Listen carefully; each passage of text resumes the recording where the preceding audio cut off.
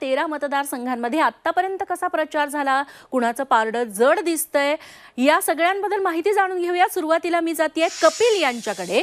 दक्षिण आणि दक्षिण मध्य मुंबई हे महत्त्वाचे मतदारसंघ आहेत। कपिल, दक्षिण मध्य मुंबईमध्ये आपण बघितलं की शेवाळे विरुद्ध अनिल देसाई असा सामना बघायला मिळतोय। दक्षिण मुंबई तितकीच महत्त्वाची आहे, कारण यामिनी जाधव यांच्यावरती 143 कोटींचा कर चुकवेगिरीचा आरोप झालेला होता। त्यानंतर त्या ठाकरे गटातून शिंदे गटात आल्या, त्यांना उमेदवारी देखील मिळाली। तेव्हा कसा सामना इथं बघायला मिळतो आणि आतापर्यंत इथे प्रचार कसा बघायला मिळाला? दक्षिण मुंबईचा जर आपण विचार केला तर आपण बघितलं तर जे आमदारांचं जे गणित आहे ते 4 आमदार जवळपास इथे महायुतीकडे असतील आणि 2 आमदार महाविकास आघाडीकडे असतील। एकंदरीतच यामिनी जाधव यांना जे तिकीट दिलेलं आहे ह्याच्या मागे मागचं गणित वेगळं आहे।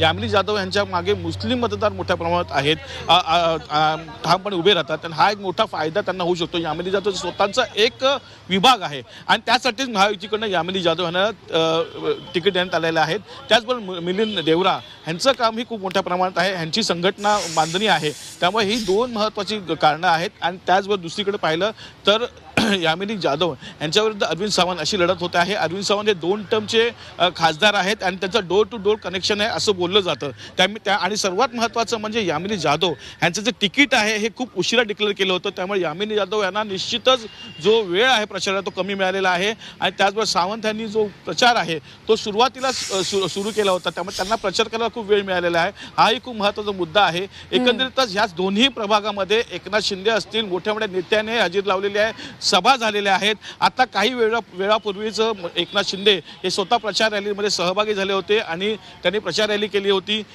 मिलिंद देवरा असतील, अनेक दोन्ही उपमुख्यमंत्री असतील, यांनी इथे प्रचार केलेला आहे। भाजपाच्या मोठ्या नेत्यांनी या ठिकाणी प्रचार केलेला आहे। तर सर्वात महत्त्वाचं म्हणजे डोर टू डोर प्रचारही इथे पाहण्यात आलेला आहे। त्यामुळे दोन्हीकडनं म्हणजे उद्धव ठाकरेंनीही या इथे मोठ्या प्रमाणात सभा घेतलेल्या आहेत, आदित्य ठाकरेंनी सभा घेतलेल्या आहेत। म्हणजे सभा प्रचार रॅल्या हे या ज्या प्रचाराचे भाग आहेत हे तर झालेले आहेत, पण गणितं बघितली तर ही दोन्ही गणितं जर बघितली तर एकंदरीतच काटिकी टक्कर आहे असं आपण बोलू शकतो। एकीकडे 10 वर्षाचा एक्सपिरियन्स आहे, तर दुसरीकडे ग्राउंड वर्क किंवा ग्राउंडचा जो सपोर्ट आहे तो आहे। त्यामुळे आता कोणाचा विजय होते हे 4 जूनलाच कळेल आपल्याला।